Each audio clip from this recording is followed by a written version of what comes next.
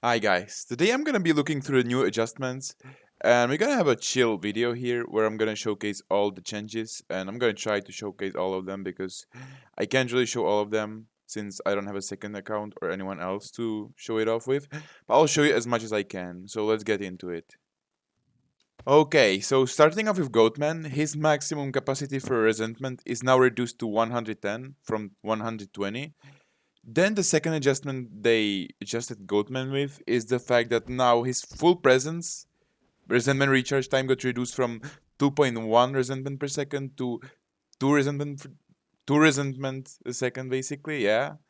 And then the most insane nerf for Goatman actually is that now the cooldown for Survivor to transfer after passing through the cage is reduced from 1.8 seconds to 1.6 seconds. What that actually means is that when you're kiting Goatman and you want to pass through a cage like twice in a row, there's just gonna be like 1.6 seconds cooldown, which is a huge nerf, which is gonna make it more easier to like delay the hit, which is gonna make it more easier to survive the cage. So that's Goatman. Let's move on to Hullabaloo. Here we have some very small changes in cooldown. It's barely just seconds. Kind of funny if you think about it. So the first change Halaba is receiving is that the double surprise cooldown is increased from 13 seconds to 15 seconds. That's the clone thingy. And then Trapeze charge time is increased from 19 seconds to 20 seconds, which is his dash thingy. So essentially they just nerf both of his abilities cooldowns by 1 second. So it's not a big deal, it's not a big nerf, but it is a nerf after all. Let's move on to breaking wheel. We have a breaking wheel here, and the first adjustments I see is another cooldown one, and that's the wheel of silence charge time is increased from 18 seconds to 20 seconds. That's his speed boost, you know, his speed boost in wheel form. It got basically a nerf with cooldown by 2 seconds. Anyway, his second nerf is his trap recharge time, and it went from 14 seconds to 16 seconds. So that's a huge nerf. So basically, he got two-second nerfs of his cooldowns. Let's move on to Wuchang now.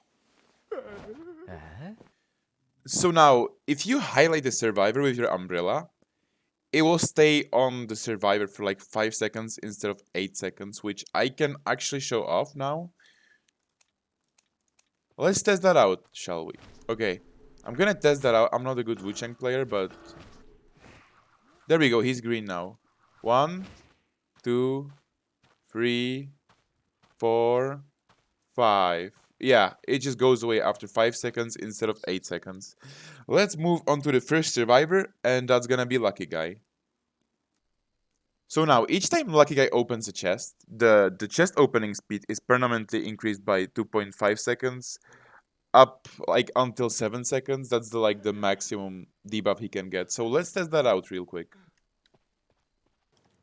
Here we go. This is the first chest. 1, 2, 3, 4. About 4 seconds. Now let's move on to the next chest.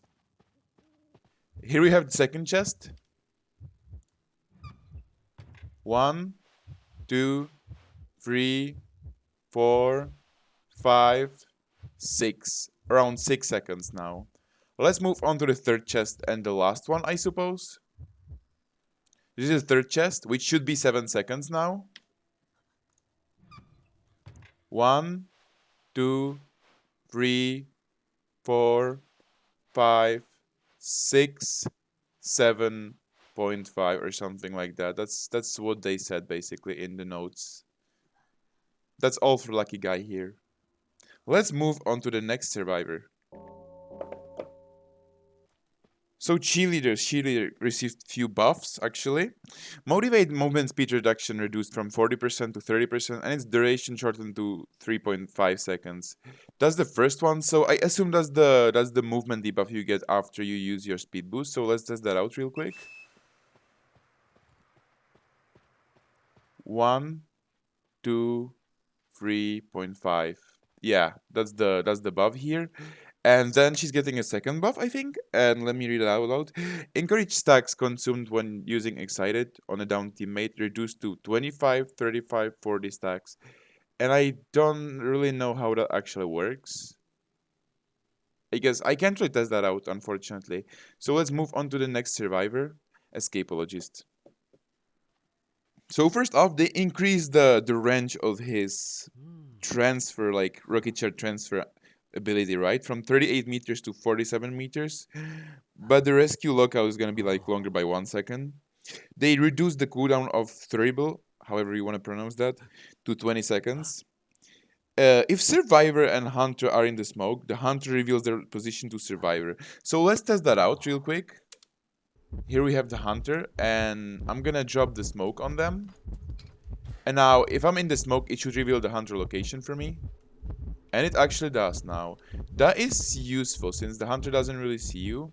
So that's the first adjustment. The second one is that the entering and exiting smoke screen grants 35 movement speed for 1 second, basically. So now if I throw this in, I'm gonna get like a speed boost when I enter and when I leave, right? And see, this is the speed boost, smoke screen. Entering or exiting smoke screen increases movement speed by 35% per 1 second. This can trigger every 2.5 seconds, excuse me.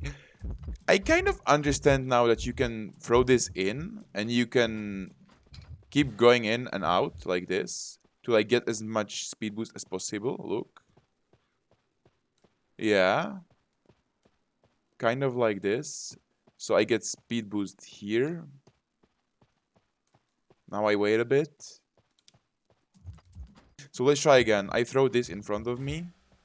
I pass through now. I get the speed boost. I wait 2 seconds. I pass through again. I get 2 second speed boost. Again, I wait a bit. Again, another speed boost. I wait a bit. Another speed boost. And now that looks like a good buff. That looks like a good buff and a good rework to his ability. I don't know if it applies to all survivors or if it's just for escapologists. I do think it applies to all survivors. That is a really really good thing. Okay, so now triggering misdirection when vaulting pallets and windows basically happens. So now when you vault a window or pallet, it triggers the misdirection, so the hunter knows where you are. There's like a notification for them. Uh, so let's move on to patient now, shall we? So patient received a huge buff, like a crazy one, which is gonna make him much better kiter. And you already know no one chases patient. You can't afford to chase patient. It's like bonbon unless you have war, but it's still very risky. Let's be real here. It's very risky. He can pull plenty distance, but now they made it more difficult for them to chase patient. Like you can't really chase patient now because, so first of all, his hook launching speed is faster now, as well as his hook pulling speed is faster, and they adjusted his like falling on or landing speed, which I don't know how works, but I don't see a difference. So let me show off the first obvious thing. So now when you hook, the hooking speed is crazy now. Look at the speed. It's really a big difference now. It's really a big difference. And there's two more things. So now if the hunter stuns you or you get stunned when you hook, your hook doesn't get consumed or it doesn't go on cooldown or something like that, which I can't unfortunately test. I can't really test that. But what I can test is when you get hit while hooking, you keep your hook, and your hook, like, you don't really keep your hook, you actually just keep hooking through the hit. Let me show that off. So here we have the hunter. I hook, he hits me. I got hit, and I was still in my hook animation, and I still finished hooking. So let's move on to the next character. For our next character, for the last one actually, we have Ento. And the cooldown for switching control of swarm of insects is reduced to 2.5 seconds. So let's try that out right now. So if I control the insects now and I switch off, just 2.5 seconds cooldown. Then we have the second adjustment. I mean, increased animation speed for assemble of swarm of insects. So let's see that. So now when you deploy them, it's a bit faster. It's a bit faster. It does look a bit faster. Look at its animation. It's a bit faster, yeah. So that's about it. That's about it for the adjustments. And I'll make a video on the persona changes as well if I get some time, but this is it for now. I'll see you in the next video actually. Bye bye.